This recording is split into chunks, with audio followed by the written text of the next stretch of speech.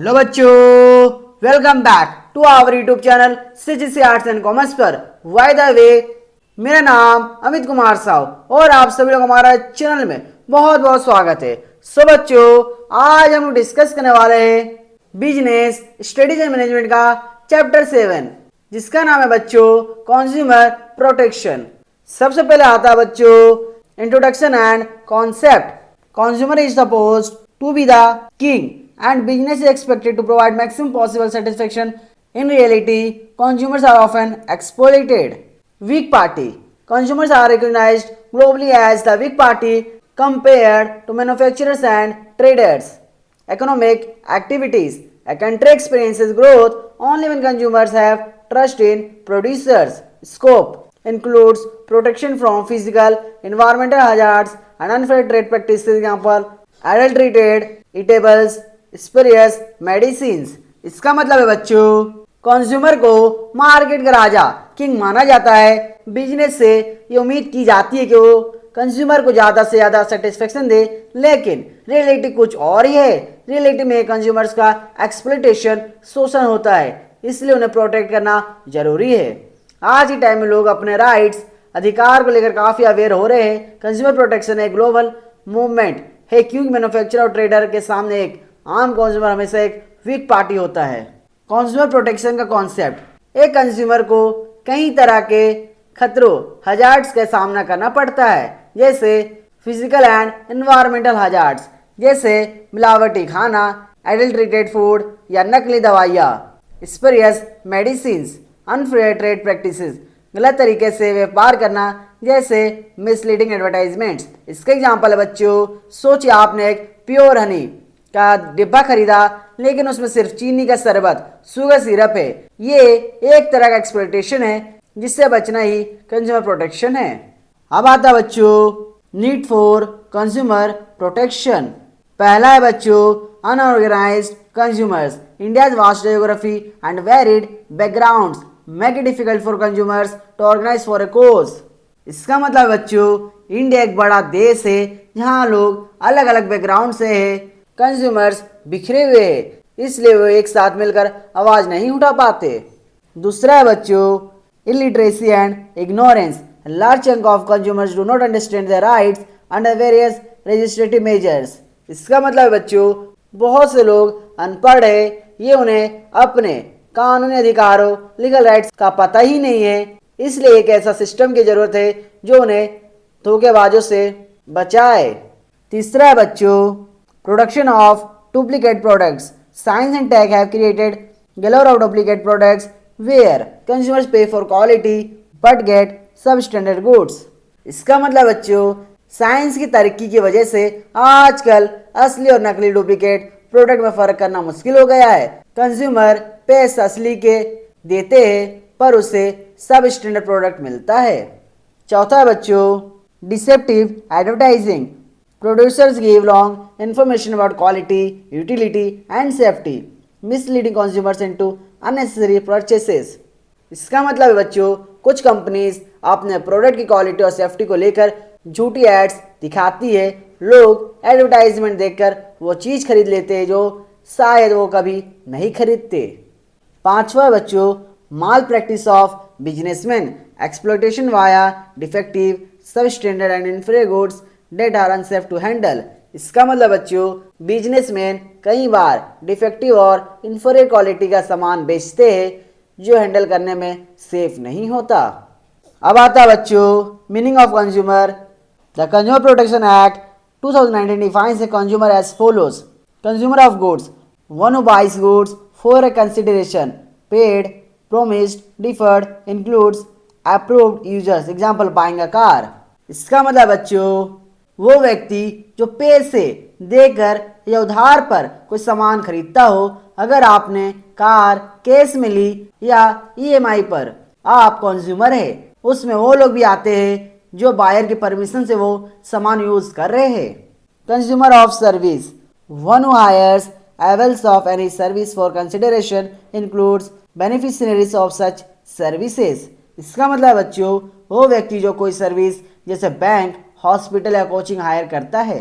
तीसरा बच्चों transaction through electronics means the 2019 Act widened the definition to explicitly include offline transaction, teleshopping, multi-level marketing, online transactions, direct selling. इसका मतलब है बच्चों इस नए एक्ट में ऑनलाइन शॉपिंग, टेलीशॉपिंग और डायरेक्ट सेलिंग को भी शामिल किया गया है। अब बात करते हैं बच्चों कौन कंज्यूमर नहीं है। पहला जो सामान रिसेल फिर से बेचने के लिए खरीदता है। दूसरा जो कमर्शियल पर्पस व्यापार के लिए सामान लेता है। तीसरा जो बिना किसी पैसे कंसिडरेशन का फ्री में सामान या सर्विस लेता है। अब आता है बच्चों importance of consumer protection. Consumer protection is essential both for the consumer and for the businessman, both benefit from his protection. पहला है बच्चों इंपॉर्टेंस फॉर कंज्यूमर्स। पहला है consumers ignorance awareness creates an awakening regarding rights and the redressal machinery. इसका मतलब बच्चों अक्सर consumers को अपने राइट्स, अधिकार और रेमेडीज, शिकायत के तरीके के बारे में पता ही नहीं होता। कंज्यूमर प्रोटेक्शन उनके अंदर एक अवेकनिंग जागरूकता लाता है। इससे उन्हें पता चलता है कि अगर उनके साथ कुछ गलत हुआ तो वो कहाँ जा सकता है। इसका एग्जाम्पल है बच्चों मान लीजिए आपने एक फ्रिज खरीदा जो 2 दिन में खराब हो गया, लेकिन शॉपकीपर ने रिप्लेस करने से मना कर दिया। अगर आपको अपने राइट्स नहीं पता तो आप चुपचाप बैठ जाएंगे। कंज्यूमर प्रोटेक्शन आपको बताता है कि आप कंज्यूमर कोर्ट जा सकते हैं। दूसरा बच्चों wide spread exploitation. Advertisers often keep consumers in the dark about price and utility. इसका मतलब बच्चों आज की कॉम्पिटिटिव मार्केट में कंज्यूमर को किंग कहा जाता है, लेकिन रियलिटी में उनका एक्सप्लॉयटेशन शोषण बहुत ज़्यादा होता है। एडवर्टाइजर अक्सर गलत जानकारी देते हैं, चीटिंग करते हैं या कंज्यूमर को प्रोडक्ट की यूटिलिटी और असली प्राइस के बारे में डार्क अंधेरे में रखते हैं। इसका एग्जाम्पल है बच्चों एक फेयरनेस क्रीम की एड जो दावा करती है कि 7 दिन में गोरा कर देगी, पर रियलिटी में उससे कुछ नहीं होता। ये चीटिंग है और कंज्यूमर प्रोटेक्शन इससे रोकता है। तीसरा बच्चों unorganised sector encourage the formation of consumer organisations. इसका मतलब है बच्चों इंडिया में कंज्यूमर्स अनऑर्गेनाइज्ड है, कुछ छोटी मोटी ऑर्गेनाइजेशन है पर वो इतनी मजबूत नहीं है। कंज्यूमर प्रोटेक्शन मूवमेंट ने नए कंज्यूमर ऑर्गेनाइजेशंस बनाने के लिए इनकरेज किया है जो हमारे हक के लिए लड़ सके। दूसरा है बच्चों importance for businessman. Consumer protection is in the interest of every businessman for this reasons. पहला है बच्चों needed for survival. No satisfaction equal to no long term survival. Every business must cater to consumer preferences. इसका मतलब है बच्चों business consumer के लिए ही बनता है, जो भी बनता है वो कंज्यूमर ही खरीदता है। अगर कंज्यूमर सेफ्टी नहीं है तो बिजनेस ज़्यादा दिन तक सर्वाइव नहीं कर पाएगा। इसलिए हर बिजनेस को कंज्यूमर की पसंद प्रेफरेंसेस का ध्यान रखना चाहिए। दूसरा बच्चों intense competition. Competition from domestic and MNC means cheating will lead to loss of goodwill. इसका मतलब बच्चों आज के रिवलाइज सिस्टम में सिर्फ लोकल ही नहीं मल्टीनेशनल कंपनीज एमएनसीज से भी मुकाबला है। अगर कंज्यूमर्स को अट्रैक्ट करने के लिए उनकी पसंद का ध्यान रखना पड़ेगा। अगर एक बार भी किसी को चीटेड फील हुआ तो बिजनेस अपनी गुडविल इज्जत खो देगा। इसका एग्जाम्पल है बच्चों अगर अमेजोन या फ्लिपकार्ट गलत सामान बेचने लगे और पैसे वापस ना करे तो लोग उनसे कभी सामान नहीं मंगवाएंगे। तीसरा है बच्चों use of social resources. Profits are an outcome of using society's resources, thus providing satisfaction is a duty. इसका मतलब बच्चों बिजनेस जो भी प्रॉफिट कमाता है वो समाज के रिसोर्सेज बिजली, पानी, लेबर, पैसे यूज करके कमाता है। इसलिए बिजनेस की जिम्मेदारी बनता है कि वो सोसाइटी को सेटिस्फाई करे। कंज्यूमर प्रोटेक्शन इस जिम्मेदारी को याद दिलाता है। चौथा है बच्चों social responsibilities expected to supply quality products at reasonable prices and avoid exploitation. इसका मतलब है बच्चों बिजनेस सोसाइटी के वेलफेयर भलाई के लिए होता है। उन्हें रीजनेबल प्राइस पर अच्छी क्वालिटी का सामान देना चाहिए और किसी भी तरह का एक्सप्लॉयटेशन नहीं करना चाहिए। प्रॉफिट का कुछ हिस्सा सोसाइटी के काम आना चाहिए। पांचवा है बच्चों ethical justification. Ethics are guidelines, a businessman without ethics is equal to a criminal. इसका मतलब है बच्चों हर बिजनेसमैन के अंदर एथिक्स ईमान धर्म होना चाहिए। बिना एथिक्स वाला बिजनेसमैन एक क्रिमिनल अपराधी के बराबर होता है। हॉनेस्टी बिजनेस की सबसे बड़ी पॉलिसी होनी चाहिए। छठा है बच्चों government intervention. Self regulation helps avoid bad publicity and forced government intervention. इसका मतलब है बच्चों सरकार एक वॉच डॉग रखवाले की तरह काम करती है जो कंज्यूमर्स के इंटरेस्ट को प्रोटेक्ट करती है। अगर बिजनेस अनएथिकल काम करेगा तो सरकार उस पर कानूनी कार्रवाई करेगी। इससे अच्छा है कि बिजनेस खुद ही कंज्यूमर का ध्यान रखे ताकि उन्हें बदनामी और कानून से ना झेलना पड़े। अब आता है बच्चों कंज्यूमर राइट्स। सबसे पहला है बच्चों right to protection. Consumers have the right to be protected against marketing of goods products or services which are hazardous to life and property. Business firms must provide quality goods, includes concern for present requirements and long-term interest. Example, defective pressure cookers, electrical appliances, gas cylinders, etc. इसका मतलब है बच्चों यह अधिकार हमें ऐसी वस्तुओं और सेवाओं से बचाता है जो हमारे जीवन या स्वास्थ्य के लिए खतरनाक हो सकती है, जैसे कि खराब बिजली के सामान या मिलावटी खाना। जब भी हम कोई सामान खरीदते हैं तो यह कंपनी की जिम्मेदारी है कि वह सुरक्षित हो। अगर किसी उत्पाद में कोई तकनीकी कमी है जिससे चोट लग सकती है तो कंज्यूमर इस अधिकार के तहत आवाज उठा सकता है। छात्रों को हमेशा ISI बिजली के सामान के लिए या एक मार्क खाद्य पदार्थों के लिए जैसे क्वालिटी मार्क देखने चाहिए। इसका एग्जाम्पल है बच्चों प्रेशर कुकर। मान लीजिए आपने एक प्रेशर कुकर खरीदा और वह पहली बार इस्तेमाल करते ही फट गया क्योंकि उसका सेफ्टी बल्ब खराब था। यहाँ आपके सुरक्षा के अधिकार का उल्लंघन हुआ है।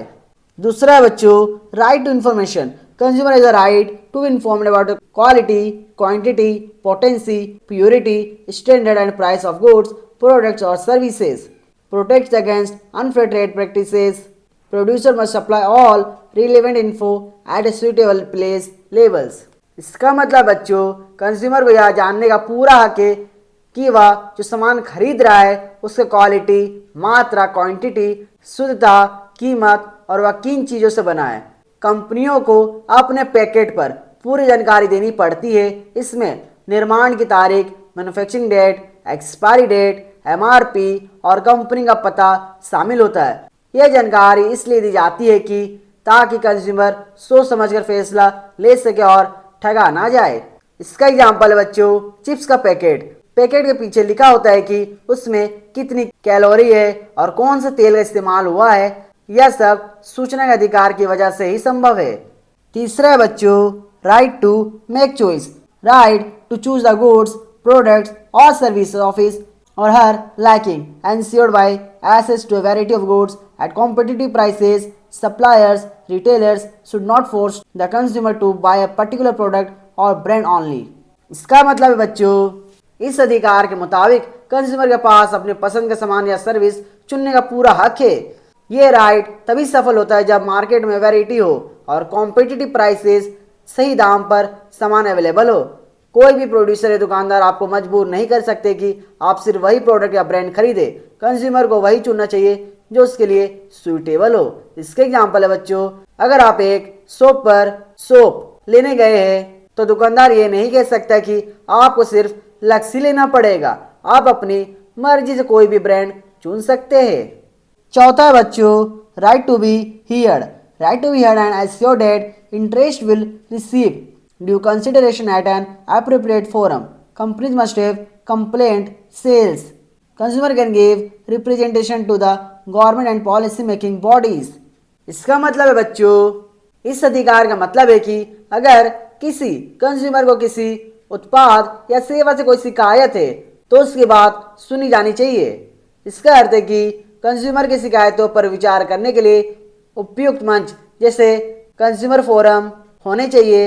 आजकल कई कंपनियों ने अपने खुद के कस्टमर केयर या शिकायत केंद्र ग्रीवेंसेस सेल्स बनाए ताकि वे ग्राहकों की समस्याओं को सीधे सुन सके। इसका एग्जाम्पल है बच्चों मान लीजिए आपने एक नया स्मार्टफोन खरीदा और वह 2 दिन में खराब हो गया। कंपनी को आपकी शिकायत सुनने के लिए बाध्य होना होगा। अगर दुकानदार आपकी बात नहीं सुनता तो आप उपभोक्ता अदालत में अपनी शिकायत दर्ज करा सकते हैं, जहां कानून आपकी बात सुनी जाएगी। पांचवा बच्चों, right to seek redressal enables redressal against unfair restrictive trade practices और unscrupulous exploitation, forms of reliefs, replacement, repair, on money compensation. Redressal forums are set up at state and national levels. इसका मतलब बच्चों सिर्फ शिकायत सुननी काफ़ी नहीं है। अगर कंज्यूमर के साथ कुछ गलत हुआ है तो उसे उसका उचित समाधान या मुआवजा मिलना चाहिए। यह अधिकार कंज्यूमर को अनुचित व्यापार प्रथाओं या शोषण के खिलाफ कानूनी राहत देता है। इसमें 3 तरह की राहत मुख्य होती है। पहला, रिप्लेसमेंट, खराब सामान के बदले नए सामान देना। दूसरा, रिपेयर, सामान की कमी को मुफ्त में ठीक करना। तीसरा, कंपनसेशन, अगर कंज्यूमर को कोई नुकसान या मानसिक परेशानी हुई है तो उसे पैसा वापस करना या हर्जाना देना।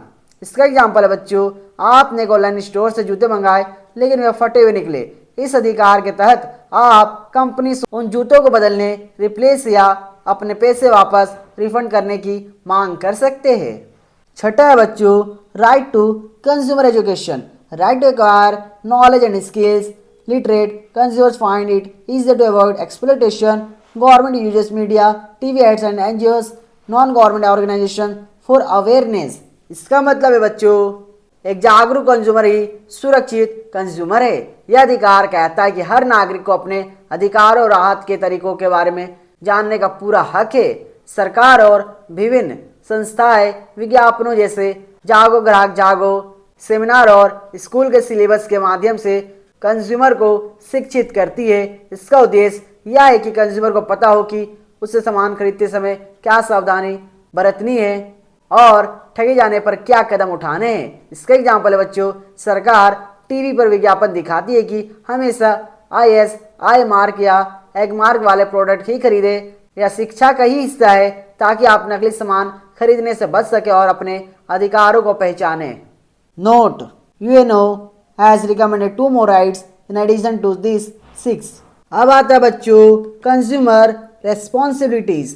पहला है बच्चों, consumer must exercise their rights. Consumers are required to understand their rights and responsibilities. They must exercise their rights and should know the reliefs available under the Act. Must select products according to preference and file complaint if dissatisfied. इसका मतलब है बच्चों सरकार ने हमें कई अधिकार दिए हैं जैसे सुरक्षा का अधिकार, सूचना का अधिकार आदि, लेकिन अगर हम इन अधिकारों का इस्तेमाल ही नहीं करेंगे तो इनका कोई फायदा नहीं है। एक जागरूक कंज्यूमर को अपनी ताकत पहचाननी चाहिए। जब भी आप कुछ खरीदे तो यह ना सोचे कि छोड़ो क्या फर्क पड़ता है। आपको अपनी पसंद के अनुसार उत्पाद चुनने और उसके बारे में पूरी जानकारी मांगने का पूरा हक है। इसका एग्जाम्पल है बच्चों, मान लीजिए आप एक स्मार्टफोन खरीदने गए, दुकानदार आपको एक ही कंपनी का फ़ोन लेने के लिए मजबूर कर रहा है। यहाँ आपकी जिम्मेदारी है कि आप अपने चुनने के अधिकार राइट टू चूज का इस्तेमाल करें और अलग अलग ब्रांड्स देखें, फीचर्स की तुलना करें और फिर अपनी पसंद का फ़ोन ले। दूसरा है बच्चों courteous consumer, be courteous while purchasing products or availing services. Do not blindly believe the words of the seller. Inquire about quality, price, utility and quantity of the product. इसका मतलब है बच्चों खरीदारी करते समय आंखें और कान खुले रखना। दुकानदार या विज्ञापनों की बात पर आंख बंद करके भरोसा ना करना ही सतर्कता है। सामान खरीदते समय उसकी क्वालिटी, कीमत, उपयोगिता और मात्रा की जांच खुद करें। हमेशा स्टैंडर्ड मार्क जैसे ISI, Agmark, hall mark जरूर देखें। विज्ञापनों की चमक धमक में आकर गलत फैसला ना ले। इसका एग्जाम्पल है बच्चों, अब बाजार से बिजली का प्रेस, आयरन खरीदने जाते हैं, दुकानदार कहता है यह सबसे अच्छा, ले जाइए। एक सतर्क कंज्यूमर के रूप में आपकी जिम्मेदारी है कि आप उस पर ISI मार्क देखें, उसकी वारंटी चेक करें और यह पक्का करें कि वह सुरक्षित है। बिना लेबल पढ़े कुछ भी ना खरीदे। तीसरा है बच्चों file complaints for redressal of grievances. Consumers often ignore small losses they must file complaint with grievance redressal authority for defective goods. This makes sellers courteous. Note: complaints should be filed for genuine reasons only. इसका मतलब है बच्चों, अगर आपको खराब सामान मिला है या आपके साथ धोखा हुआ है तो चुप ना बैठे, अपनी शिकायत सही कंज्यूमर फोरम पर दर्ज कराए। अक्सर लोग सोचते हैं कि 100 रुपया की इतनी बात है, कौन झंझट पालेगा, लेकिन यही छोटी गलती बड़े धोखे को बढ़ावा देती है। शिकायत करने से ना सिर्फ आपको न्याय मिलता है बल्कि दुकानदार भी अगली बार सावधान रहता है। याद रखें, शिकायत हमेशा सच्ची और जायज़ होनी चाहिए। इसका एग्जाम्पल है बच्चों, आपने ऑनलाइन एक सेट मंगवाई लेकिन वह फटी हुई निकली, कंपनी उसे वापस लेने से मना कर रही है। अब आपकी जिम्मेदारी कि आप बिल और फोटो के साथ कंज्यूमर फोरम या नेशनल कंज्यूमर हेल्पलाइन पर अपनी शिकायत दर्ज करें। चुप रहना गलत व्यापार को बढ़ावा देना है। चौथा है बच्चों, formation of consumer societies. Consumer should form societies to fight for their rights collectively. These societies create better awareness and help in getting grievances redressed. इसका मतलब है बच्चों, अकेला कंज्यूमर अक्सर शक्तिशाली कंपनियों के सामने कमजोर पड़ जाता है, इसलिए कंज्यूमर को अपनी सुरक्षा के लिए खुद के समूह या कंज्यूमर फोरम बनाने चाहिए। यह समितियां कंज्यूमर को उनके अधिकारों के प्रति जागरूक करती है और जरूरत पड़ने पर कानूनी लड़ाई में मदद करती है। इसका एग्जाम्पल बच्चों, मान लीजिए एक पूरे मोहल्ले में खराब क्वालिटी का दूध सप्लाई हो रहा है। यदि एक व्यक्ति शिकायत करेगा तो शायद कंपनी ध्यान ना दे, लेकिन अगर पूरा मोहल्ला एक कंज्यूमर समिति बनाकर शिकायत दर्ज करेगा तो कंपनी को तुरंत कार्रवाई करनी पड़ेगी। पांचवा है बच्चों, protecting environment. Consumers must avoid waste, littering and contribute to pollution control to protect the environment. इसका मतलब है बच्चों, एक जिम्मेदार कंज्यूमर केवल अपने फायदे के बारे में नहीं सोचता बल्कि यह भी देखता है कि उसके उपभोग का प्रकृति पर क्या असर पड़ रहा है। हमें ऐसे उत्पादों का उपयोग करना चाहिए जो प्रदूषण ना फैलाए और कचरा कम करे। इसका एग्जाम्पल है बच्चों, बाजार जाते समय घर से कपड़े का थैला ले जाना ताकि प्लास्टिक का उपयोग कम हो। ऐसी चीज़ें खरीदना जिन्हें दोबारा इस्तेमाल रिसाइकल किया जा सके। ज़रूरत न होने पर बिजली का उपकरण बंद रखना। छठा है बच्चों, buy standardised products. Always look for quality parameters. Purchase products with marks like ISI, Agmark, hallmark etcetera. इसका मतलब बच्चों, सस्ता सामान खरीदने के चक्कर में कभी भी अपनी सुरक्षा से समझौता नहीं करना चाहिए। हमेशा सरकार द्वारा प्रमाणित क्वालिटी मार्क्स वाले उत्पाद ही खरीदे। ये निशान गारंटी देती है कि उत्पाद सुरक्षित और अच्छी क्वालिटी का है। इसका एग्जाम्पल है बच्चों, ISI मार्क बिजली के सामान, प्रेस, हीटर खरीदते समय देखें। एग मार्क खाने पीने की चीज़ों, तेल, मसाले के लिए। हॉल मार्क सोने और चांदी के गहनों की शुद्धता के लिए। FPO जैम, सॉस और फलों के उत्पादों के लिए। सातवां है बच्चों, discourage black marketing. Say no to black marketing and similar unethical practices. इसका मतलब बच्चों, जब किसी चीज़ की कमी होती है तो कुछ दुकानदार उसे छिपा देते हैं और बाद में ऊंचे दामों पर बेचते हैं। इसे काला बाजारी कहते हैं। एक जिम्मेदार कंज्यूमर को कभी भी तय कीमत MRP से ज़्यादा पैसे नहीं देने चाहिए और ना ही सामान का स्टॉक करना चाहिए। इसका एग्जाम्पल है बच्चों, त्योहारों के समय अचानक चीनी या तेल के दाम बढ़ा दिए जाते हैं। अगर कंज्यूमर जागरूक है तो वह ज़्यादा कीमत देने से मना करेगा और दुकानदार की शिकायत विभाग में करेगा। साथ ही हमेशा पक्का बिल, कैश मेमो मांगना चाहिए, क्योंकि बिना बिल के काला बाजारी को बढ़ावा मिलता है। अब आता बच्चों, process of filing complaint. Complaint relating to goods sold, delivered or services provided may be filed before a district forum by filing logic to president of the forum commission mode in person or by post। इसका मतलब बच्चों, बेचे गए, वितरित किए गए सामान या प्रदान की गई सेवाओं से संबंधित शिकायत जिला फोरम के समक्ष निम्नलिखित के द्वारा दर्ज की जा सकती है। दाखिल करने का तर्क, प्रति, मंच, आयोग के अध्यक्ष, माध्यम, व्यक्तिगत रूप से या डाक द्वारा। अब आता बच्चों, the consumer to whom goods services are sold और डिलीवर्ड। इसका मतलब है बच्चों, वह कंज्यूमर जिसे वस्तुओं सेवाएं बेची या वितरित की जाती है। Any unrecognised consumer association regardless of membership. इसका मतलब बच्चों कोई भी मान्यता प्राप्त कंज्यूमर संघ सदस्यता की परवाह किए बिना। वन और more consumers having the same interest class action. इसका मतलब है बच्चों एक या एक से अधिक कंज्यूमर जिनके हित समान हो। सामूहिक कार्रवाई। सेंट्रल गवर्नमेंट, सेंट्रल अथॉरिटी और स्टेट गवर्नमेंट। इसका मतलब बच्चों केंद्र सरकार, केंद्रीय प्राधिकरण या राज्य सरकार।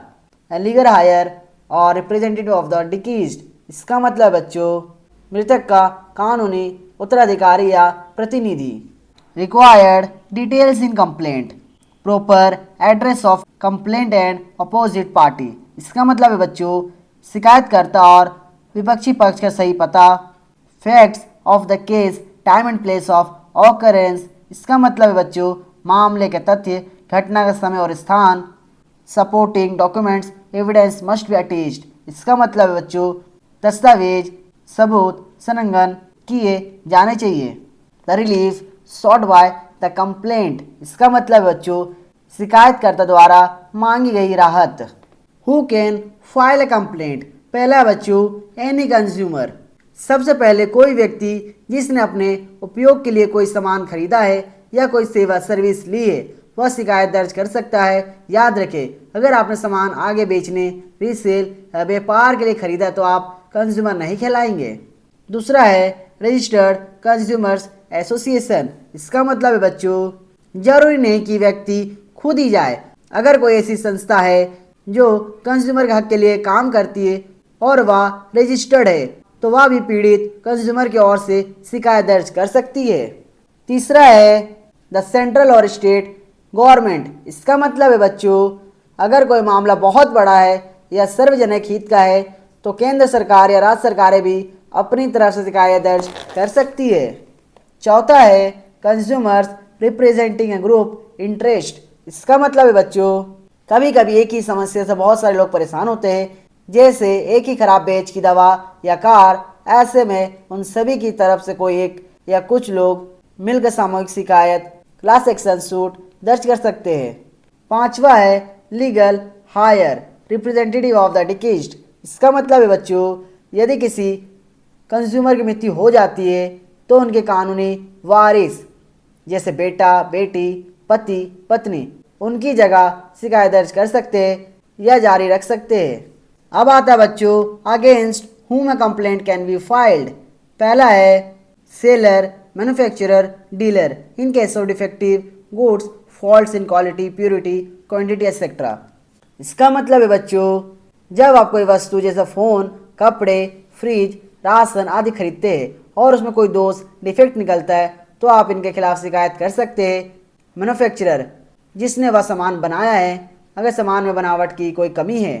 सेलर रिटेलर जिससे आपने सामान खरीदा है। डीलर जो कंपनी और आपके बीच के माध्यम के रूप में सामान बेचता है। दोष डिफेक्ट का क्या मतलब है? सामान की गुणवत्ता, क्वालिटी, मात्रा, क्वांटिटी, शुद्धता, प्योरिटी या मानक स्टैंडर्ड में किसी भी तरह की कमी या खराबी होना दोष कहलाता है।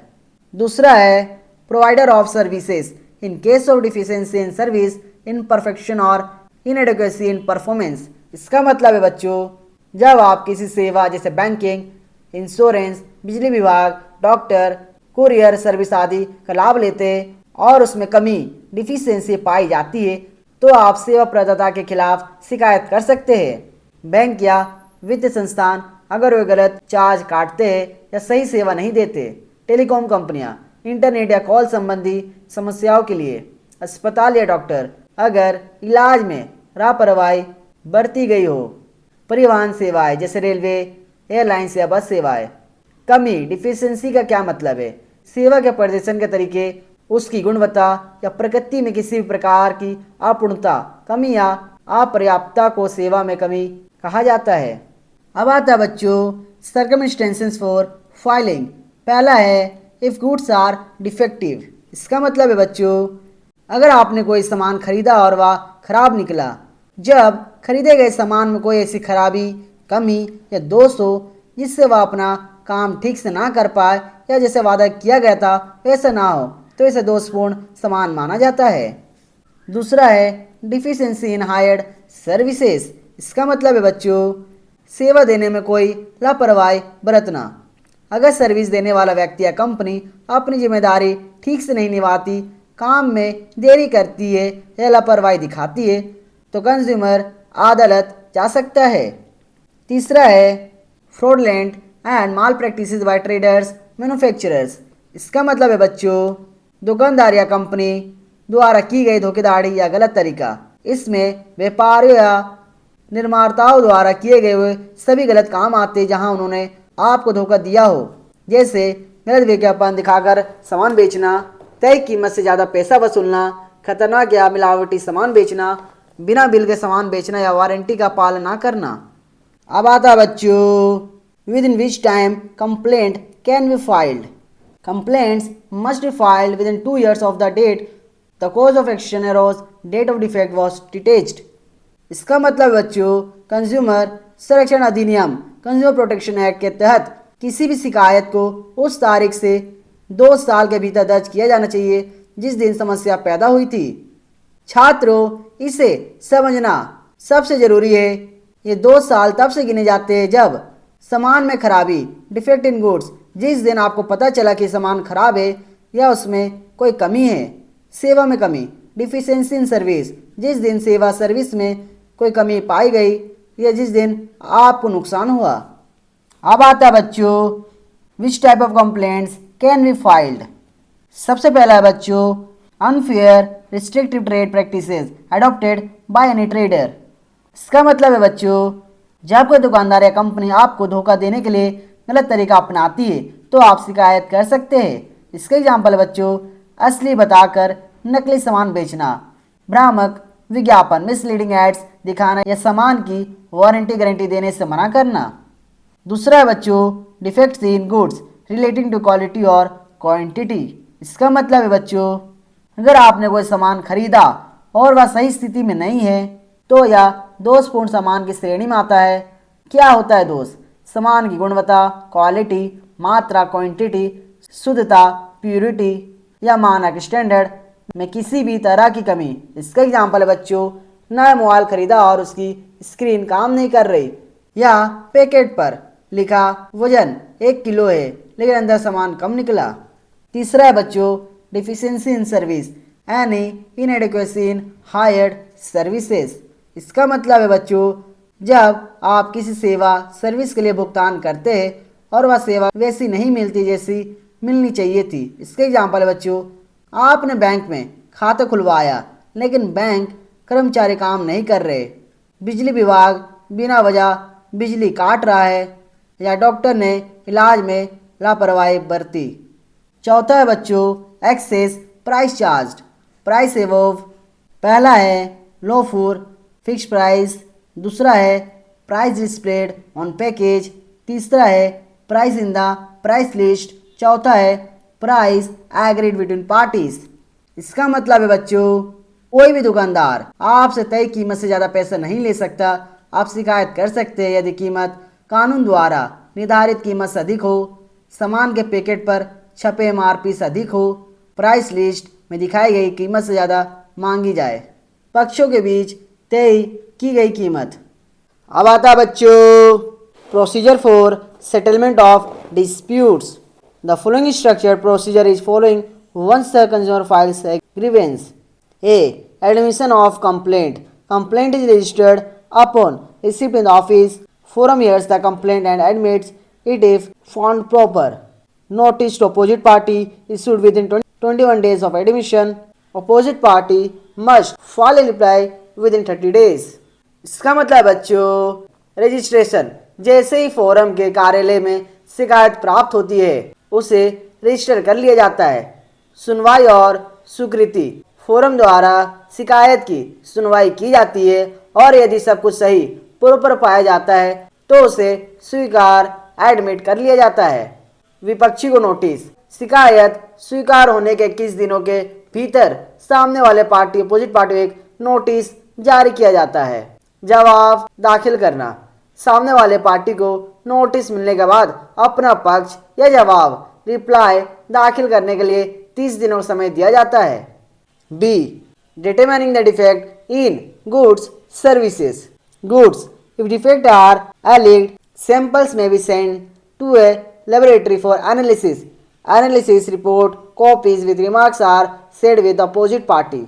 Services. Decisions are based on evidence brought by both the complaint and the opposite party. इसका मतलब है बच्चों सच्चाई का पता लगाना। यदि शिकायत खराब सामान डिफेक्टिव गुड से संबंधित है तो मामले की सच्चाई जानने की कोशिश की जाती है।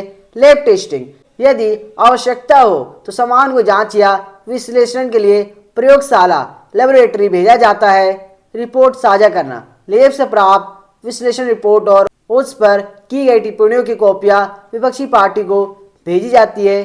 सेवाओं के मामले में यदि मामला सेवाओं सर्विसेज में कमी से जुड़ा है तो फोरम दोनों पक्षों द्वारा पेश किए गए सबूतों के आधार पर अपना निर्णय सुनाता है।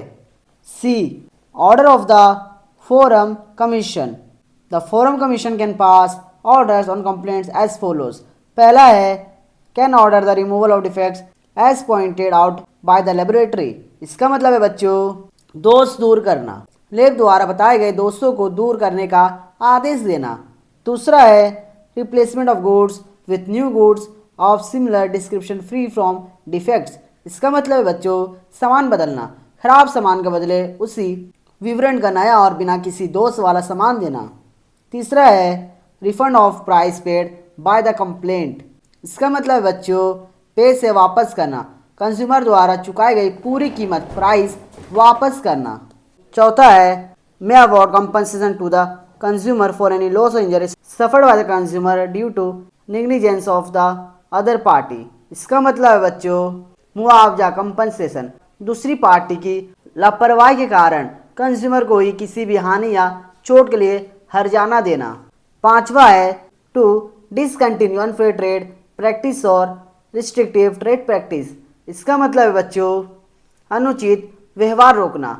अनुचित व्यापार प्रथाओं अनफेयर ट्रेड प्रैक्टिसेस या प्रतिबंधित प्रथाओं को तुरंत बंद करना। छठा है टू विड्रॉ और not to offer hazardous goods from being offered for sale. इसका मतलब बच्चों खतरनाक सामान हटाना। असुरक्षित या खतरनाक सामान को बिक्री से हटाना या उसे बाजार में लाने से रोकना। सातवां है to issue corrective advertisement to neutralise the effect of misleading advertisement. इसका मतलब बच्चों सुधारात्मक विज्ञापन भ्रामक विज्ञापनों के असर को खत्म करने के लिए सुधारात्मक विज्ञापन करेक्टिव एडवर्टाइजमेंट जारी करने का आदेश देना। D. Appeal against the orders. The aggrieved person may go for appeal to the higher agency in the following way. पहला है appeal against order of district forum. Any person aggrieved from the orders of the district forum may go in an appeal before the state commission in a period of 45 days from the date of the order। इसका मतलब है बच्चों जिला forum के आदेश के 45 दिनों के भीतर राज्य आयोग स्टेट कमीशन में अपील की जा सकती है। दूसरा है appeal against order of state commission. Any person aggrieved by the orders of the state commission can file an appeal before national commission within a period of 1 month from the date of the order। Note: the national commission may make efforts to dispose of the complaint within a period of 90 days from the date of admission।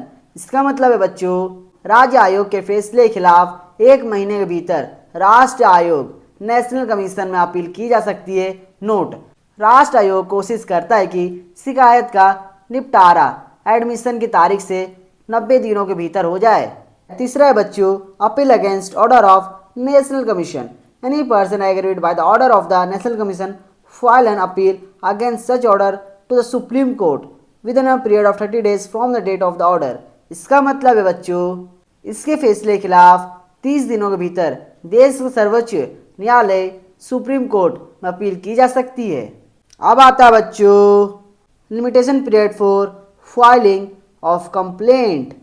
A complaint must be filed within 2 years from the date the cause of action arises। Delay may be condoned only if sufficient cause is shown। इसका मतलब है बच्चों सामान्य समय सीमा general time limit कानून के अनुसार किसी भी उपभोक्ता विवाद निवारण एजेंसी जैसे जिला, राज्य या राष्ट्र आयोग में शिकायत दर्ज करने की एक निश्चित समय सीमा होती है। यह सीमा 2 वर्ष 2 ईयर्स की है। कब से शुरू होता है समय? यह 2 साल उस तारीख से गिने जाते हैं जिस दिन कॉज ऑफ एक्शन यानी विवाद की वजह पैदा हुई हो। इसका एग्जाम्पल है बच्चों, मान लीजिए आपने 10 मई 2024 को एक फ्रिज खरीदा और वह उसी दिन खराब निकला, तो आप 9 मई 2026 तक अपनी शिकायत दर्ज करा सकते हैं। देरी होने पर क्या करें? Condonation of delay. अगर 2 साल बीत चुके हैं तो क्या शिकायत दर्ज नहीं हो सकती? इसका जवाब है हो सकती, लेकिन एक शर्त पर। पर्याप्त कारण, सुफिशिएंट कोज। यदि उपभोक्ता आयोग, फोरम, कमीशन को यह विश्वास दिला दे कि उसके पास समय पर शिकायत ना कर पाने का कोई बहुत ठोस और जायज कारण था, तो आयोग 2 साल के बाद भी शिकायत स्वीकार कर सकता है। लिखित कारण, आयोग को देरी को माफ करने कारणों को लिखित रूप में रिकॉर्ड करना होता है। इसके एग्जाम्पल बच्चों, अगर कंज्यूमर गंभीर रूप से बीमार था या कोई ऐसी परिस्थिति थी जो उसके नियंत्रण में नहीं था। छात्रों के लिए याद रखने वाली मुख्य बातें, की पॉइंट्स टू रिमेंबर। समय सीमा 2 साल, विवाद शुरू होने की तारीख से। कहाँ लागू? यह नियम जिला आयोग, राज्य आयोग और राष्ट्र आयोग तीनों पर लागू होता है। उद्देश्य, इस नियम को उद्देश्य यह सुनिश्चित करना है कि लोग अपने अधिकारों के प्रति जागरूक रहे और बासी या बहुत पुराने मामलों को बेवजह ना खींचे। अब आता बच्चों grievance redressal mechanism. The act provides a 3-tier quasi judicial machinery to ensure justice is cheap and quick. सबसे पहला है बच्चों district commission, established by state government, at least 1 per district, composition 1 president plus 2 members. Jurisdiction, value of goods services paid does not exceed rupees 1 crore. Mediation, commission may refer matter for mediation if parties consent in writing. Time limit, admissibility decided with in 21 days. इसका मतलब है बच्चों उपभोक्ता संरक्षण अधिनियम 2019 के अनुसार consumer की शिकायतों सुनने के लिए 3 स्तरों पर क्वासी जुडिशियल अर्ध न्यायिक मशीनरी बनाई गई है। इसमें सबसे पहला और बुनियादी स्तर डिस्ट्रिक्ट कमीशन है। स्थापना, एस्टेब्लिशमेंट कौन करता है? इसकी स्थापना राज्य सरकार, स्टेट गवर्नमेंट द्वारा की जाती है। कहाँ? आमतौर पर हर जिले में कम से कम एक डिस्ट्रिक्ट कमीशन होता है। यदि जरूरत हो तो सरकार एक जिले में एक से अधिक आयोग भी बना सकती है। दूसरा, बनावट, कॉम्पोजिशन। डिस्ट्रिक्ट कमीशन में मुख्य रूप से निम्नलिखित लोग शामिल होते हैं। प्रेसिडेंट, एक व्यक्ति जो जिला न्यायाधीश, डिस्ट्रिक्ट जज है या रहा हो। मेंबर्स, कम से कम 2 सदस्य जिनमें से एक महिला होनी अनिवार्य है। इनकी नियुक्ति केंद्र सरकार द्वारा निर्धारित नियमों के अनुसार होती है। अधिकार क्षेत्र, जुरिस्डिक्शन, कितनी राशि तक के केस। यह सबसे महत्वपूर्ण बिंदु है। डिस्ट्रिक्ट कमीशन उन शिकायतों को सुनता है जहां वस्तुओं, गुड्स या सेवाओं, सर्विसेज के बदले चुकाया गया मूल्य 1 करोड़ से अधिक नहीं होता। शिकायत कहाँ दर्ज करें? कंज्यूमर उस डिस्ट्रिक्ट कमीशन में शिकायत कर सकता है जहां विपक्षी पार्टी, अपोजिट पार्टी अपना व्यवसाय करती है या रहती है, जहां घटना कॉज ऑफ एक्शन हुई हो। खास बात, कंज्यूमर जहां खुद रहता है या काम करता है वहां के डिस्ट्रिक्ट कमीशन में भी आप शिकायत दर्ज करा सकते हैं। मेडिटेशन, यदि दोनों पक्ष लिखित में सहमत हो तो आयोग मामले को मध्यस्थता के लिए भेज सकता है ताकि मामला बाहर ही सुलझ जाए। एडमिसिबिलिटी, शिकायत मिलने के 21 दिनों के भीतर आयोग को यह तय करना होता है कि केस स्वीकार करना है या नहीं। न्याय, यदि शिकायत सही पाई जाती है तो आयोग सामान के दोष को दूर करने, सामान बदलने, पैसे वापस करने या हर्जाना कंपनसेशन देने का आदेश दे सकता है। दूसरा है बच्चों state commission, established by state government may have regional branches. Composition 1 president plus minimum 4 members. Jurisdiction, value exceeds rupees 1 crore but less than rupees 10 crore. Appellate power, entertains appeals against district commission orders. इसका मतलब है बच्चों state commission उपभोक्ता संरक्षण अधिनियम consumer protection act के तहत जिला स्तर से ऊपर और राष्ट्रीय स्तर से नीचे की एक महत्वपूर्ण कड़ी है। आइए इसे 4 आसान पॉइंट्स में समझते हैं।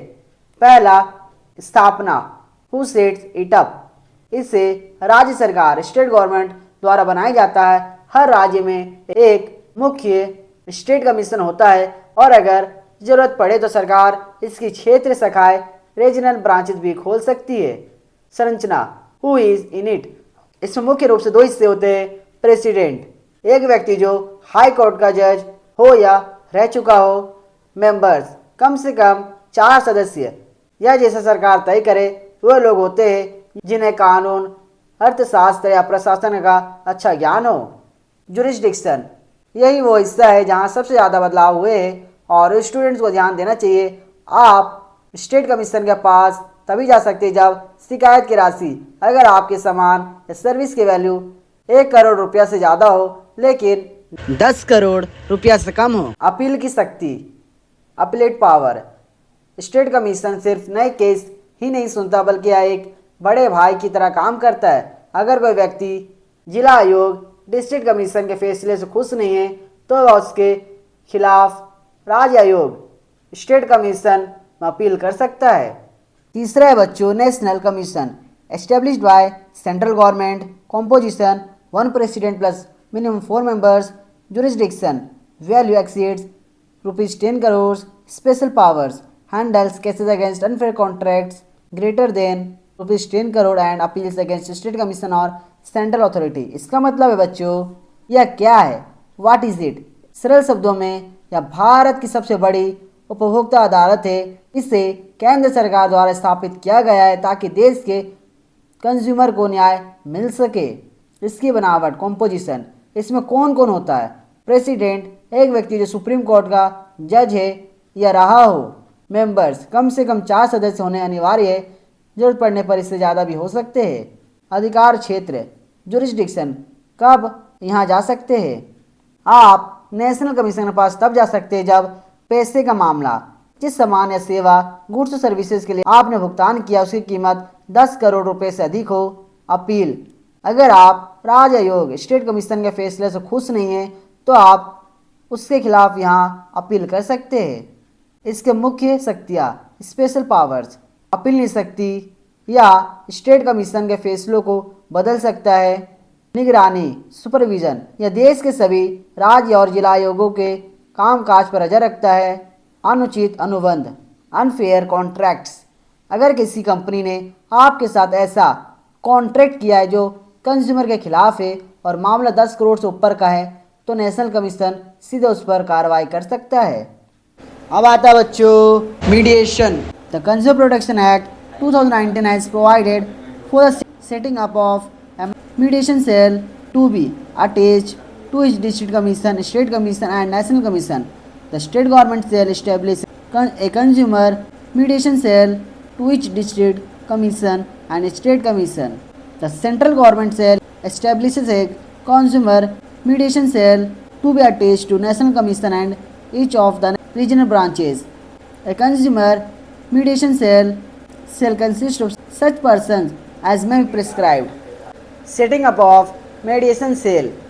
नियम, उपभोक्ता संरक्षण अधिनियम 2019 के अनुसार कंज्यूमर विवादों सुलझाने के लिए मध्यस्थता सेल, मेडिएशन सेल बनाने का प्रावधान है। कहाँ कहाँ यह सेल हर डिस्ट्रिक्ट कमीशन, स्टेट कमीशन और रीजनल कमीशन के साथ जुड़ा होगा। जिम्मेदारी, राज्य सरकार हर जिला और राज्य आयोग के लिए सेल बनाएगी। केंद्र सरकार राष्ट्र आयोग और उसकी क्षेत्र शाखाओं रीजनल ब्रांचेस के लिए सेल बनाएगी। मध्यस्थता सेल में कौन होगा? इस सेल में वो लोग शामिल होंगे जिन्हें निर्धारित किया जाएगा। Prescribed members, every consumer mediation cell shall maintain. इसका मतलब बच्चों हर उपभोक्ता मध्यस्थता सेल को ये 4 चीज़ें संभाल कर रखनी होगी। ए लिस्ट ऑफ इम्पैनल्ड मीडिएटर्स। इसका मतलब है बच्चों पैनल में शामिल मध्यस्थों की सूची, उन लोगों के नाम जो बीच बचाव मेडिएटर्स करेंगे। B list of cases handled by the cell. इसका मतलब है बच्चों सुलझाए गए केसों की सूची जो मामले सेल ने हैंडल किए हैं। सी रिकॉर्ड ऑफ प्रोसीडिंग्स एंड। इसका मतलब है बच्चों कार्रवाई का रिकॉर्ड, जो ही बातचीत या प्रोसेस हुई उसका लिखित ब्यौरा।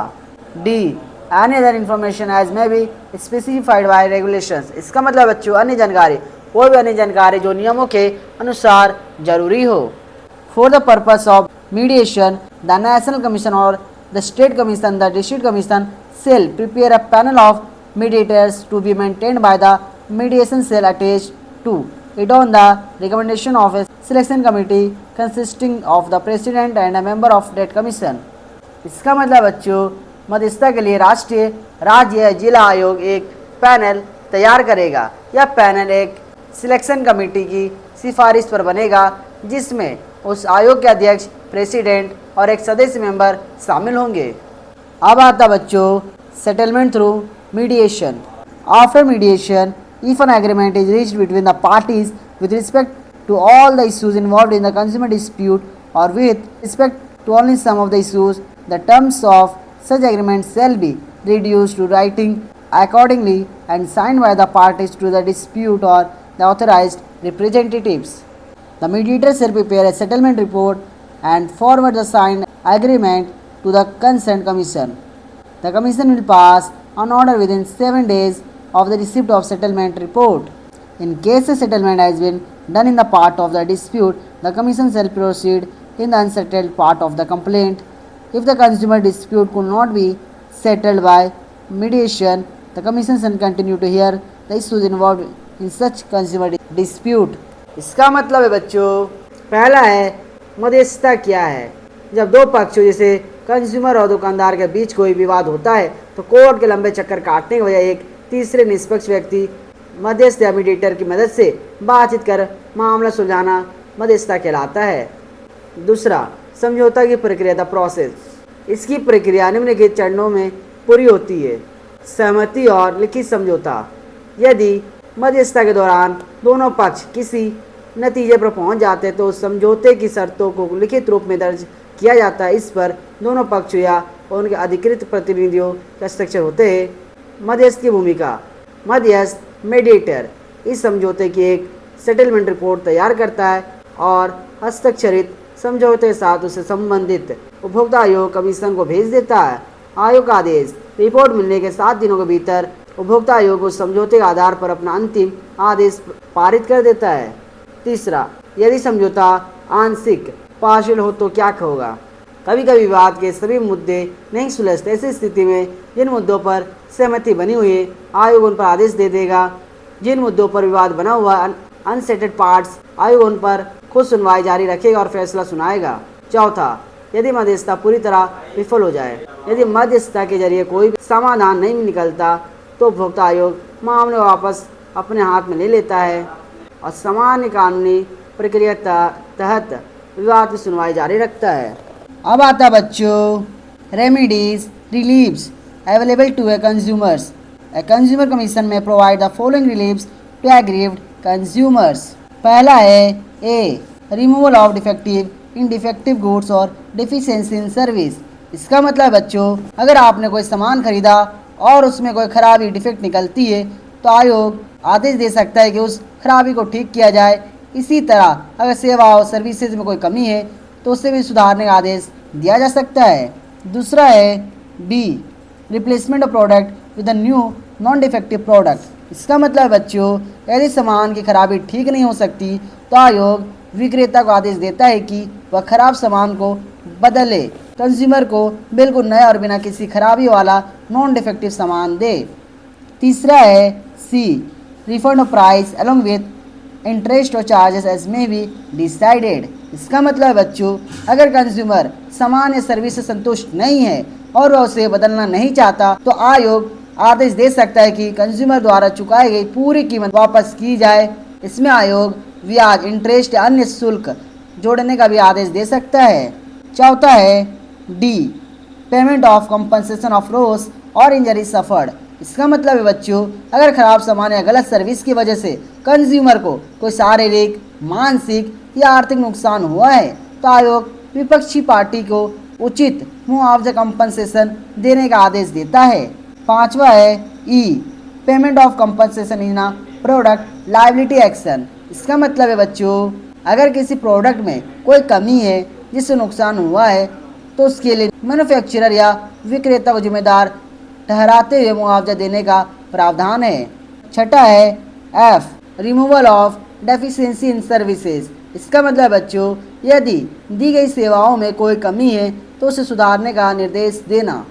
सातवां है बच्चों G, discontinuation of unfair trade practices.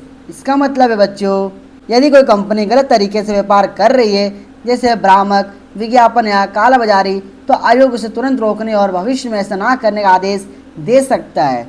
आठवां है H, stopping the sale of hazardous और अनसेफ गुड्स। इसका मतलब बच्चों, ऐसे सामानों की बिक्री पर रोक लगाना जो स्वास्थ्य या सुरक्षा के लिए खतरनाक हो।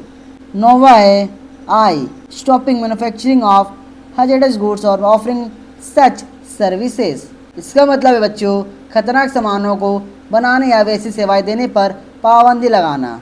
10वां है जे, टू पे सच सम as determined not less than 25% of the value of such defective goods or service provided to such consumers when loss or injury has been suffered by large number of consumers।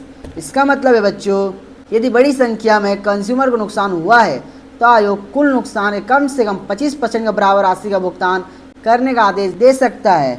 11वां है K, to issue corrective advertisement to neutralise the effects of misleading advertisement. इसका मतलब है बच्चों, भ्रामक विज्ञापनों misleading ads के असर को खत्म करने के लिए नया और सही विज्ञापन जारी करने का आदेश देना।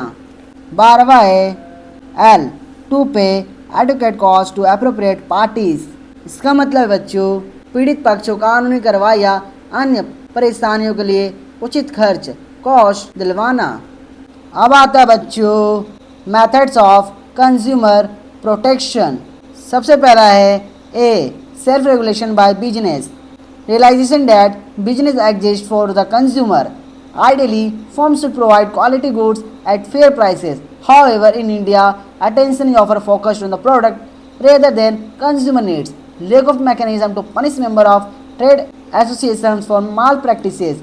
Lack of social responsibility is a major hurdle. इसका मतलब है बच्चों, क्या आपने कभी सोचा है कि एक दुकानदार या कंपनी खुद ही ईमानदारी से काम क्यों करती है, बिना किसी पुलिस या कानून के डर के? जब कोई बिजनेस खुद को सही रास्ते पर रखता है तो उसे ही स्वनियमन या सेल्फ रेगुलेशन कहते हैं। इसका सीधा सा मतलब है खुद पर खुद का कंट्रोल। आज के समय में बिजनेस सिर्फ मुनाफा कमाने के लिए नहीं, बल्कि ग्राहकों की जरूरतों को पूरा करने के लिए चलते हैं। एक समझदार बिजनेसमैन जानता है कि अगर ग्राहक को धोखा देगा तो वह बाजार में लंबे समय तक टिक नहीं पाएगा। इसलिए कंपनियां खुद के लिए कुछ नैतिक नियम एथिक्स बनाती है ताकि ग्राहकों को अच्छी क्वालिटी के सामान सही दाम पर मिल सके। छात्रों को ये 4 मुख्य बातें याद रखनी चाहिए। पहला, लंबे समय तक फ़ायदा। जो बिजनेस ईमानदार होता है, ग्राहक उस पर भरोसा करते हैं और बार बार वहीं से सामान खरीदते हैं। दूसरा, समाज के प्रति जिम्मेदारी। बिजनेस समाज के संसाधनों का इस्तेमाल करता है, इसलिए उसकी जिम्मेदारी है कि वह समाज ग्राहकों को नुकसान ना पहुंचाए। तीसरा, सरकारी दखल से बचाव। अगर बिजनेस खुद ही सही काम करेगा तो सरकार को उन पर कड़े कानून थोपने की जरूरत नहीं पड़ेगी। चौथा, नैतिकता एथिक्स। अनैतिक काम जैसे मिलावट या कालाबाजारी करना बिजनेस की साख रेपुटेशन खराब करता है। इसका बेस्ट एग्जाम्पल है बच्चों टाटा ग्रुप।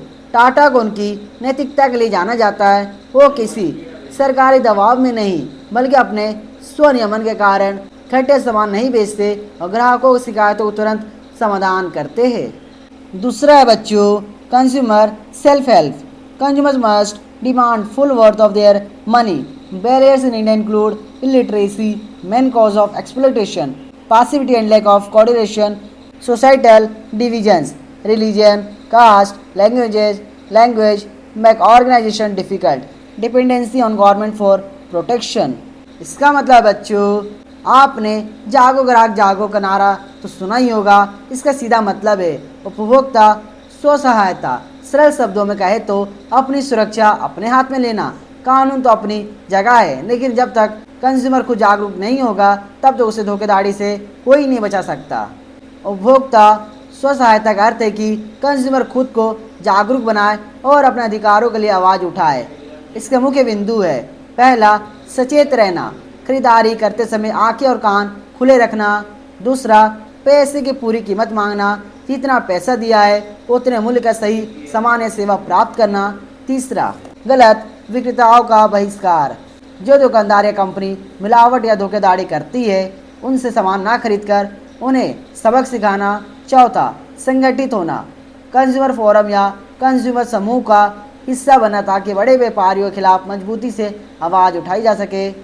किताब के अनुसार भारत में कंज्यूमर सबसे ज़्यादा शोषण का शिकार होते हैं क्योंकि यहाँ विक्रेता का बाजार है, यानी दुकानदार की ज़्यादा चलती है। अशिक्षा, बहुत से लोगों को अपने अधिकारों का पता ही नहीं है। तालमेल की कमी, कंज्यूमर आपस में संगठित नहीं है। उदासीनता, चलो छोड़ो कौन झंझट में पड़े वाली सोच व्यापारियों को बढ़ावा देती है। इसके एग्जाम्पल है बच्चों, पक्का बिल मांगना। मान लीजिए आपने 500 रुपये का हेडफोन खरीदा और वह घर आकर खराब निकला। अगर आपके पास पक्का बिल है तो आप दुकानदार को उससे बदलने के लिए मजबूर कर सकते। बिल ना लेना लापरवाही है, जबकि बिल मांगना स्व सहायता है। तीसरा है बच्चों, लीगल प्रोटेक्शन टू कंज्यूमर।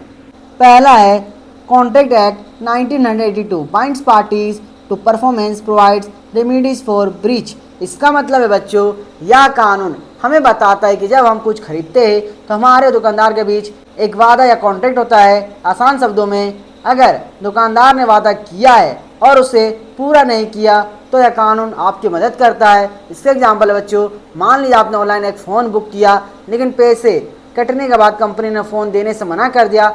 यहाँ कॉन्ट्रैक्ट एक्ट के तहत आप कंपनी पर केस कर सकते हैं। दूसरा है sale of goods act 1930 lays down sellers duties of disclosure and buyers cautions relief for breach of conditions warranties. इसका मतलब है बच्चों, यह कानून सामान बेचने और खरीदने के नियमों को तय करता है या ग्राहकों को सामान की वारंटी और गारंटी का अधिकार देता है। आसान शब्दों में, अगर खरीदा गया सामान वैसा नहीं निकलता जैसा बताया गया था तो दुकानदार की जिम्मेदारी बनती है। इसका एग्जाम्पल बच्चों, आपने एक वाटर प्रूफ घड़ी खरीदी लेकिन हाथ धोते ही उसमें पानी चला गया। इस कानून के तहत आप उसे बदलने या पैसे वापस मांगने का हकदार है। तीसरा है essential commodities act 1955 control supply of essential goods, check inflation, black marketing and hoarding. इसका मतलब है बच्चों, कुछ चीज़ें जैसे अनाज, दवाइयाँ और तेल हमारे जीवन के लिए बहुत ज़रूरी है। यह कानून व्यापारियों को इन चीज़ों की कालाबाजारी, जमाखोरी करने से रोकता है। आसान शब्दों में, व्यापारी जानबूझकर सामान छिपाकर कीमतें नहीं बढ़ा सकते।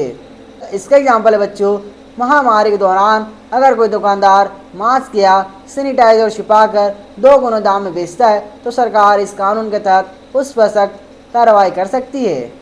चौथा है prevention of food adulteration act 1954 ensures purity of food articles to protect health punitive measures for violations. इसका मतलब है बच्चों, यह कानून खाने पीने चीज़ों में मिलावट को रोकने के लिए बनाया गया ताकि लोगों की सेहत के साथ खिलवाड़ ना हो। आसान शब्दों में, खाने में कंकड़, रंग या जहरीले पदार्थ मिलाना अपराध है। इसका एग्जाम्पल है बच्चों, अगर कोई दूध वाला दूध में यूरिया या हानिकारक केमिकल मिलाता है तो इस कानून के तहत उसे भारी जुर्माना और जेल हो सकती है। पांचवा है agri produce grading and marketing act 1937 sets standard for agriculture produce, look for Agmark labels. इसका मतलब है बच्चों, कृषि से जुड़े उत्पादों जैसे घी, मसाले, शहद की क्वालिटी चेक करने के लिए यह कानून बनाया गया है। इसी के तहत एक मार्क का निशान दिया जाता है।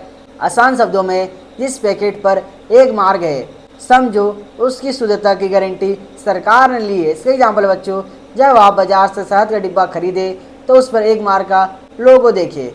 अगर लोगो होने के बाद भी शहद खराब निकलता है तो आप शिकायत कर सकते हैं।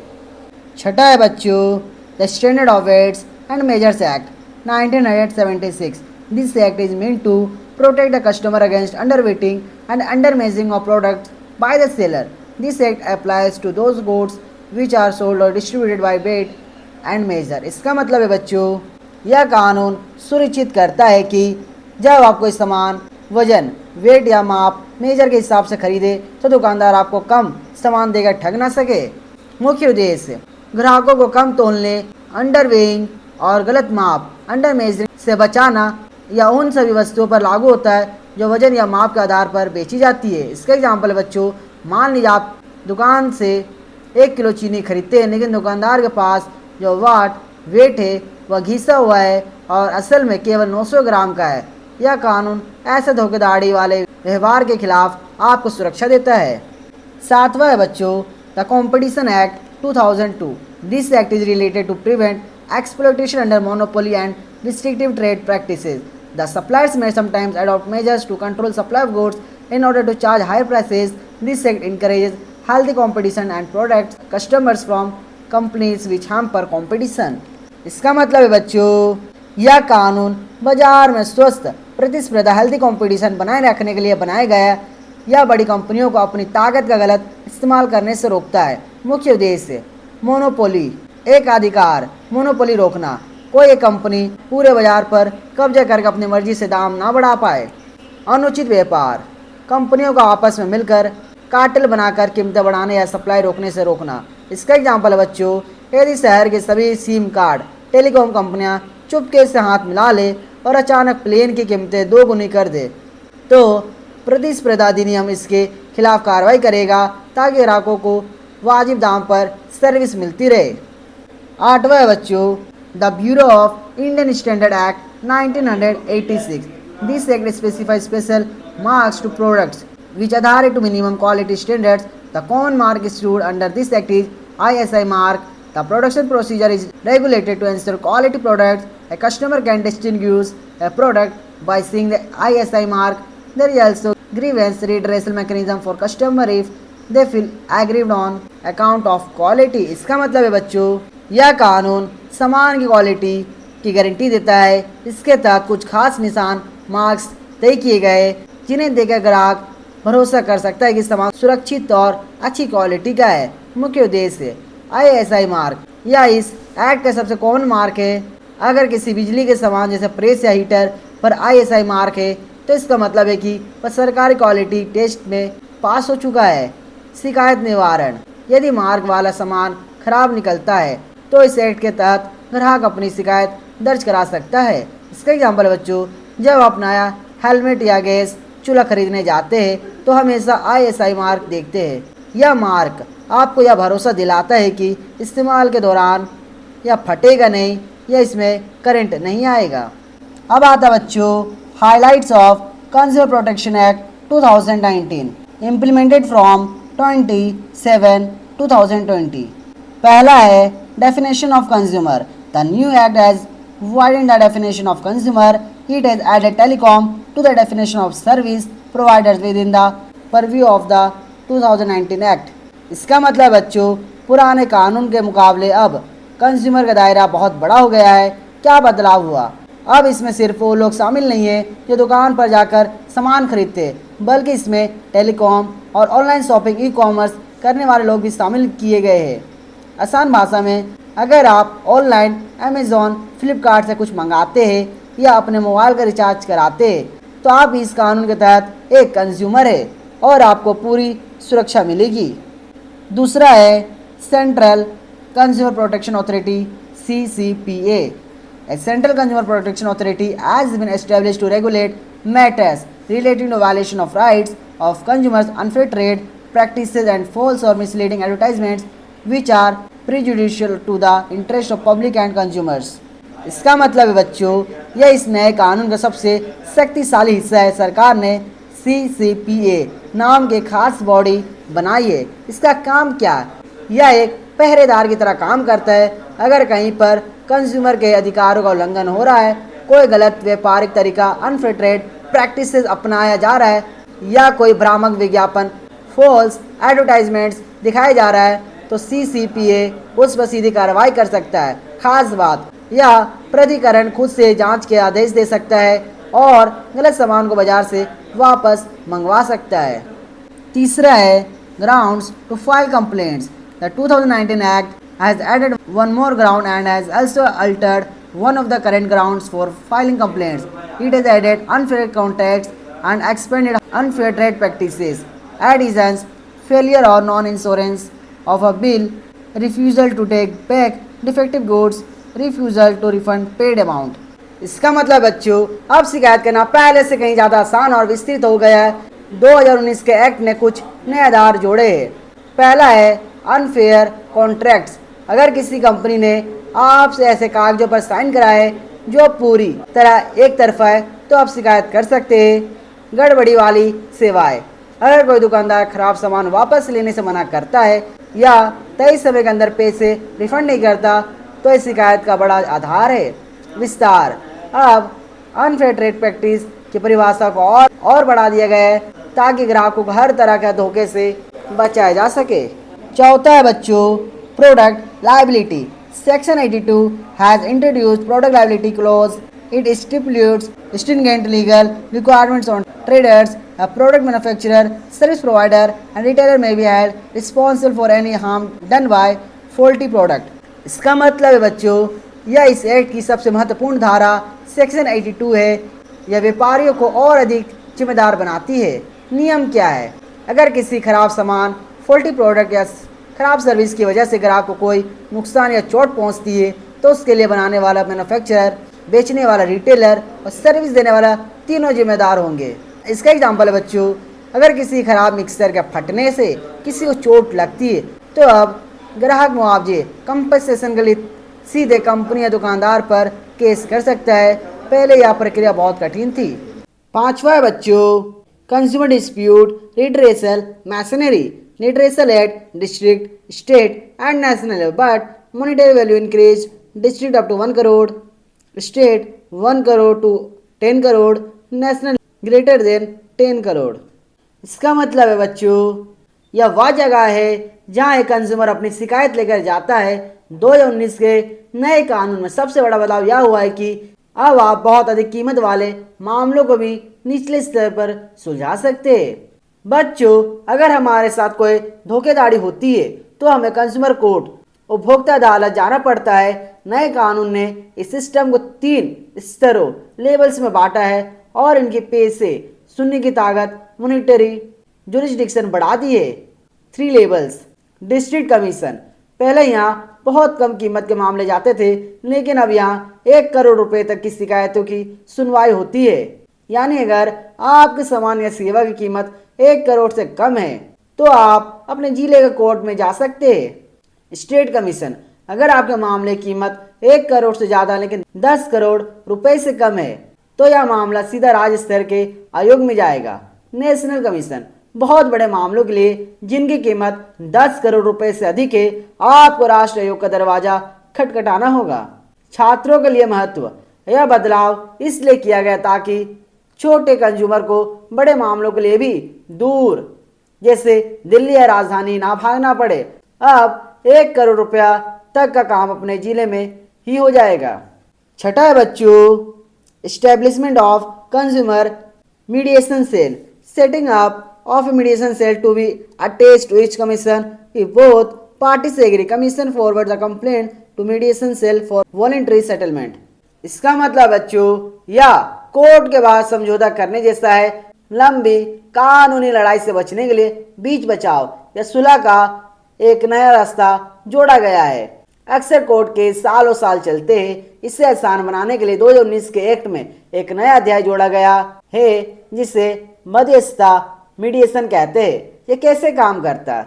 हर स्तर पर उपलब्ध सरकार ने जिला, राज्य और राष्ट्र तीनों आयोगों के साथ एक मध्यस्थता सेल जोड़ दिया है। दोनों पक्षों की सहमति। अगर कोर्ट को लगता है कि मामला बातचीत से सुलझ सकता है और दोनों पार्टियां, खरीदने वाला और बेचने वाला, इसके लिए तैयार है, तो मामला मीडिएशन सेल को भेज दिया जाता है। सुलह की प्रक्रिया। यहाँ एक मीडिएटर, मध्यस्थ, दोनों की बात सुनता है और बीच का रास्ता निकालने की कोशिश करता है। अगर समझौता ना हो, अगर मध्यस्थता से बात नहीं बनती या कोई एक पक्ष राजी नहीं होता, तो मामला वापस कोर्ट में चला जाता है और कानूनी प्रक्रिया शुरू हो जाती है। छात्रों के लिए महत्व। इसका सबसे बड़ा फायदा यह है कि पैसा और समय दोनों बचते हैं। यह विवाद कम, समाधान ज़्यादा के सिद्धांत पर काम करता है। अब आता है बच्चों central consumer protection authority. established under Section 10 consists of a chief commissioner and commissioner prescribed by central government. इसका मतलब है बच्चों कंज्यूमर प्रोटेक्शन एक्ट 2019 के तहत भारत में कंज्यूमर्स के अधिकारों को और भी मजबूत करने के लिए धारा 10 के अंतर्गत केंद्रीय उपभोक्ता संरक्षण प्राधिकरण की स्थापना की गई है। इसे साधारण भाषा में केंद्रीय प्राधिकरण सेंट्रल अथॉरिटी भी कहा जाता है। अब आता है बच्चों फंक्शंस ऑफ सेंट्रल अथॉरिटी। पहला है A protect promote and enforce consumer rights. इसका मतलब है बच्चों कंज्यूमर्स के अधिकारों को बढ़ावा देना, उनकी रक्षा करना और उन्हें सख्ती से लागू करवाना। दूसरा है B prevent violation of consumer rights. इसका मतलब बच्चों ये सुनिश्चित करना कि किसी भी कंज्यूमर के अधिकारों का उल्लंघन ना हो। तीसरा है सी प्रिवेंट अनफेयर ट्रेड प्रैक्टिसेस। इसका मतलब है बच्चों मार्केट में होने वाली गलत या अनुचित व्यापार प्रथाओं अनफेयर ट्रेड प्रैक्टिसेस को रोकना। चौथा है D and no false misleading advertisement is made. इसका मतलब है बच्चों यह देखना कि गुड्स या सर्विसेज के बारे में कोई भी झूठा या भ्रामक विज्ञापन मिसलीडिंग एडवर्टाइजमेंट ना दिखाया जाए। पांचवा है बच्चों ensure that no person takes part in publication of false और मिसलीडिंग एडवर्टाइजमेंट। इसका मतलब है बच्चों ये सुनिश्चित करना कि कोई भी व्यक्ति ऐसे किसी गलत विज्ञापन को छापने या दिखाने में शामिल ना हो। अब आता है बच्चों powers of central authority.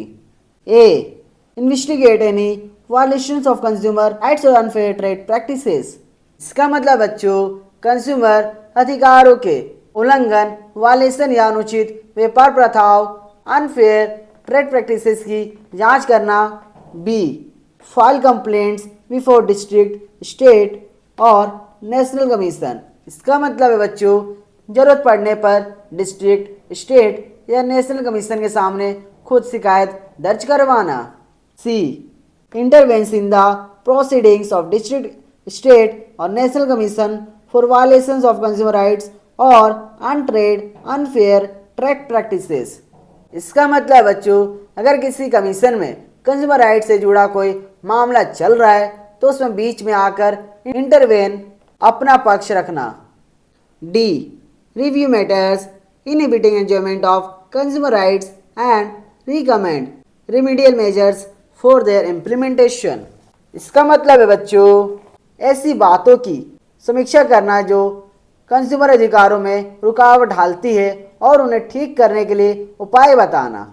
E recommend adopting of best international practices on consumer rights. इसका मतलब है बच्चों कंज्यूमर अधिकारों के लिए दुनिया भर में अपनाए जाने वाले सबसे बेहतर तरीकों बेस्ट इंटरनेशनल प्रैक्टिसेस को लागू करने की सलाह देना। F promote research in the field of consumer rights. इसका मतलब बच्चों कंज्यूमर राइट्स के क्षेत्र में नए शोध और रिसर्च को प्रोत्साहित करना।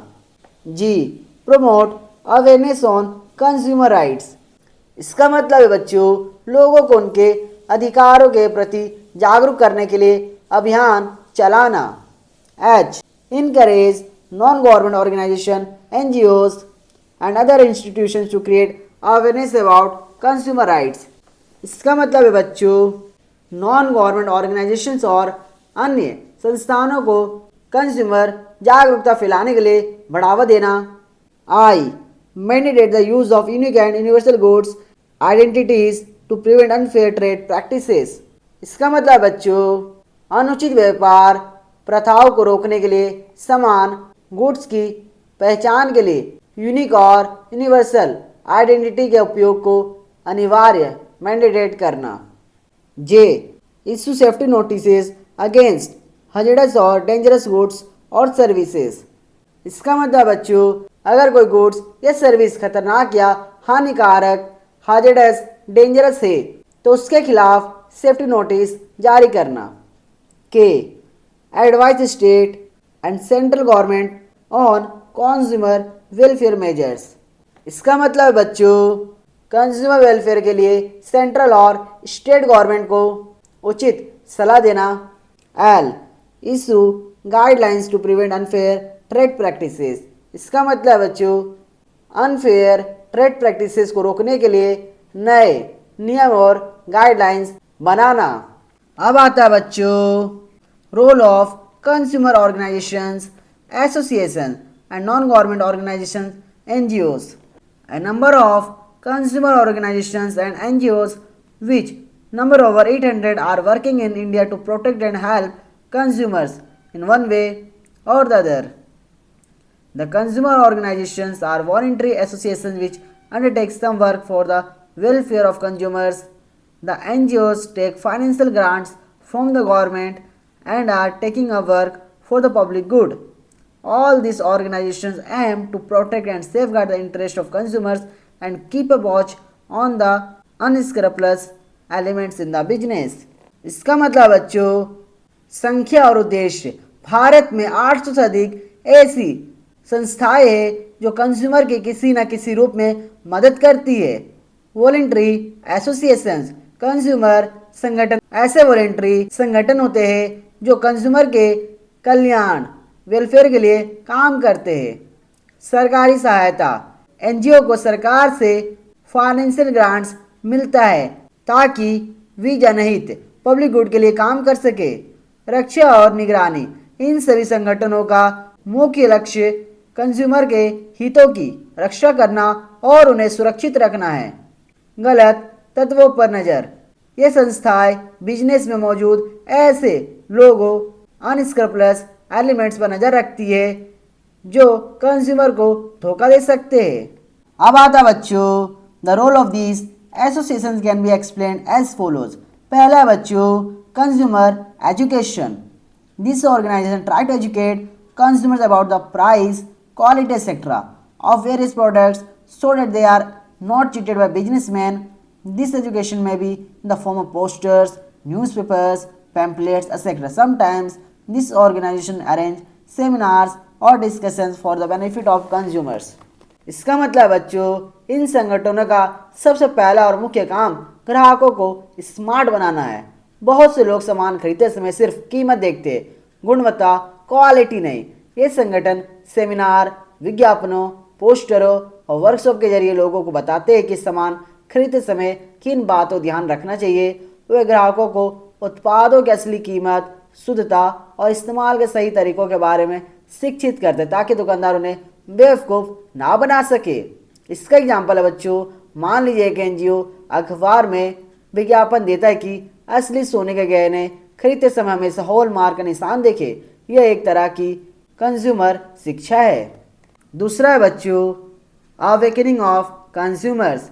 The NGOs and other organizations create awareness among consumers about their rights. The consumers are informed about the redressal system to them in the case they are cheated or they are not getting their money's worth from the products they have purchased. इसका मतलब बच्चों अक्सर लोग शोषण exploitation सह लेते हैं क्योंकि उन्हें पता ही नहीं होता कि उनके पास कुछ अधिकार भी है। ये संगठन ग्राहकों को उनकी सोती हुई शक्ति याद दिलाती है। वे लोगों को बताते हैं यदि उन्हें खराब सामान मिला है या उनके साथ धोखाधड़ी हुई है तो उन्हें चुप नहीं बैठना चाहिए। वे ग्राहकों को उनके अधिकारों जैसे सुरक्षा का अधिकार, सूचना का अधिकार और कंज्यूमर कोर्ट्स के बारे में जानकारी देते हैं। इसका एग्जाम्पल बच्चों, अगर कोई दुकानदार MRP से ज़्यादा पैसा मांगते हैं तो ये संगठन ग्राहक को बताते हैं कि यह गैर कानूनी है और वह इसकी शिकायत कहाँ कर सकता है। तीसरा है बच्चों attending consumer complaints.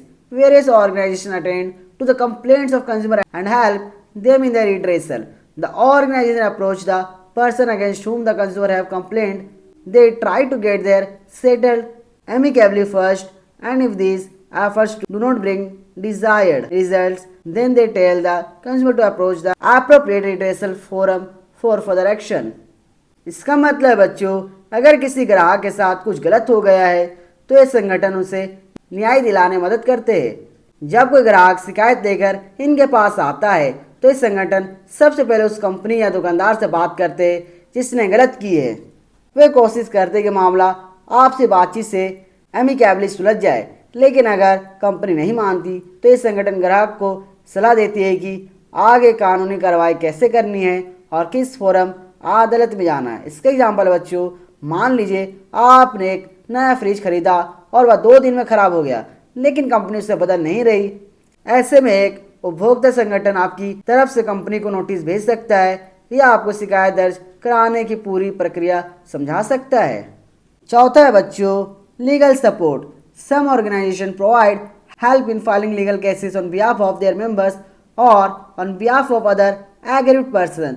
This organisation may provide both legal and financial help in fighting their cases.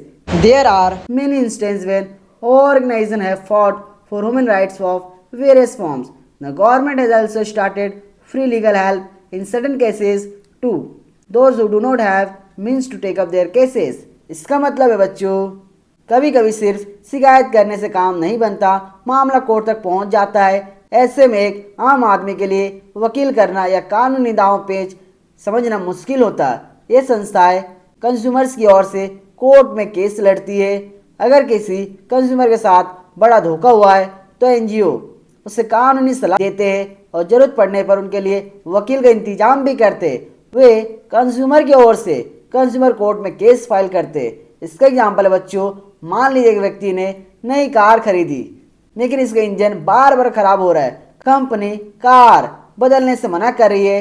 यहाँ एक उपभोक्ता संगठन उस व्यक्ति को कोर्ट में केस लड़ने के लिए वकील और कानूनी कागजात तैयार करने में मदद करेगा। पांचवा है बच्चों, advising consumers. There are organisation which advise the consumers about what to buy and how to buy. They inform consumers about the proper marketing outlets for various products and their prices, etc. The consumers may also be warned about the unscrupulous methods followed by seller and tell them to be aware of such things. इसका मतलब बच्चों, ये संस्थाएं guide की तरह काम करती है जो हमें बताती है कि क्या खरीदना चाहिए, कहाँ से खरीदना चाहिए और किन चालाकियों से बचना चाहिए। ये संगठन समय समय पर जानकारी देती है कि कौन से बाजार भरोसेमंद है और किन चीज़ों की सही कीमत क्या है। वे कंज्यूमर्स को क्या खरीदे और कैसे खरीदे के बारे में जागरूक करते ताकि वो ठगी का शिकार ना हो। इसका एग्जाम्पल है बच्चों, दिवाली के समय कई नकली सामान बाजार में आ जाते हैं। ये एनजीओ विज्ञापनों या सोशल मीडिया के जरिए लोगों को बताते हैं कि असली और नकली सामान की पहचान कैसे करें और सेल के नाम पर होने वाले धोखों से कैसे बचें। छठा है बच्चों, प्रोडक्ट टेस्टिंग। सम ऑर्गेनाइजेशन में even taste the product available in the market and tell consumers about their quality and precautions, etc. A Delhi-based NGO has tested various cold drinks being sold in the market and has brought out the startling results about excess pesticides in these drinks. This organization has warned public about the health hazards of drinking Coca-Cola, Pepsi drinks, etc. इसका मतलब बच्चों, कई उपभोक्ता संगठन बाजार में मिलने वाले सामानों की गुणवत्ता की जांच करने के लिए अपनी लेबोरेटरी लैब्स में उनका टेस्ट करते हैं। इसका मुख्य उद्देश्य सुनिश्चित करना है कि जो सामान हम इस्तेमाल कर रहे हैं वह हमारे स्वास्थ्य के लिए सुरक्षित है या नहीं। सरल शब्दों में ये संगठन जासूस की तरह काम करते हैं जो बड़े बड़े ब्रांड्स के सामानों की शुद्धता चेक करते हैं। इसका एग्जाम्पल बच्चों, जैसा कि आपकी किताब में दिया गया है, दिल्ली के एक एनजीओ ने सॉफ्ट ड्रिंक्स जैसे कोका कोला और पेप्सी का टेस्ट किया था और बताया था कि इनमें कीटनाशकों पेस्टिसाइड्स की मात्रा बहुत ज़्यादा है जो सेहत के लिए खतरनाक है। सातवां है बच्चों, रिसर्च एंड डेवलपमेंट।